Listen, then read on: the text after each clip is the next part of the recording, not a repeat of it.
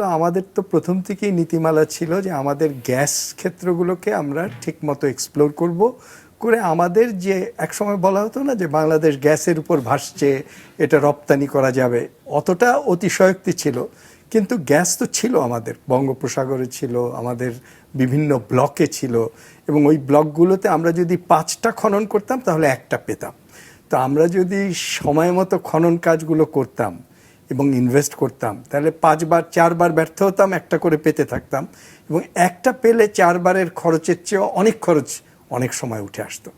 তাহলে পরে আমাদের নিজেদের গ্যাস নিয়ে আমরা চলতে পারতাম।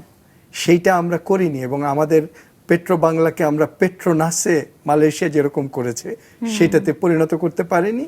বরঞ্চ যারা ওখানে বিশেষজ্ঞ ছিল, ভালো পারত, কাজটা করত, তারা কেঁদেছে যে আমাকে একটা রিগ দেন, আমি করে দিই। কিন্তু আমরা তাদেরকে সেটা দিইনি, বেতনও দিইনি। তারা শেষ পর্যন্ত হতাশ হয়ে বিদেশে চলে গেছে।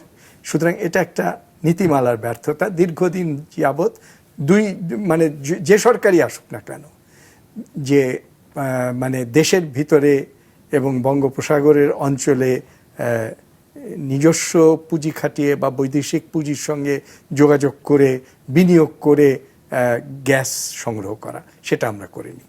আরেকটা যেটা সংকট হয়েছে, যে আমরা যখন এটা করিনি তখন আমাদেরকে আমদানি করতে হয়েছে।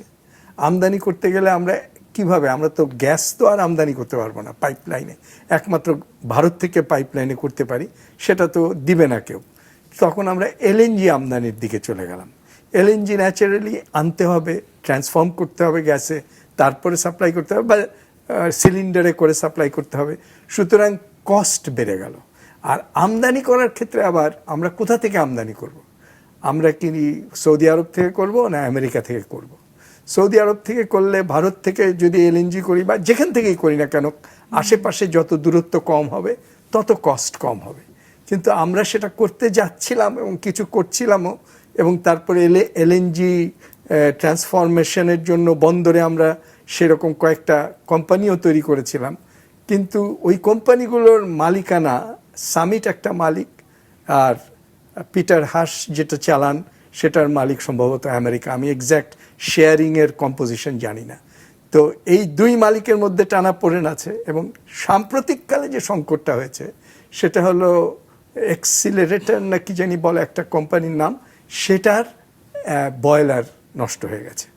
আর সামিটের জন্য যেই জাহাজটা এসেছিল যেখান থেকে কাঁচামালটা নিয়ে ট্রান্সফর্ম করবে, সেই জাহাজটাকে একটা ঝুঁকিপূর্ণ জাহাজ বলে ফেরত পাঠিয়ে দিয়েছে। তার ফলে একটা তীব্র সরবরাহ সংকট তৈরি হয়েছে।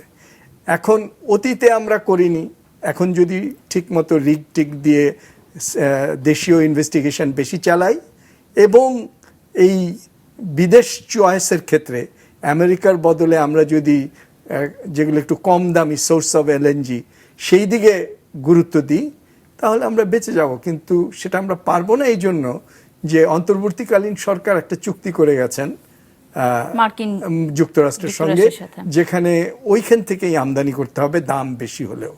তো এটা তো আমাদের পলিসি ইন্ডিপেন্ডেন্স রাখছে না।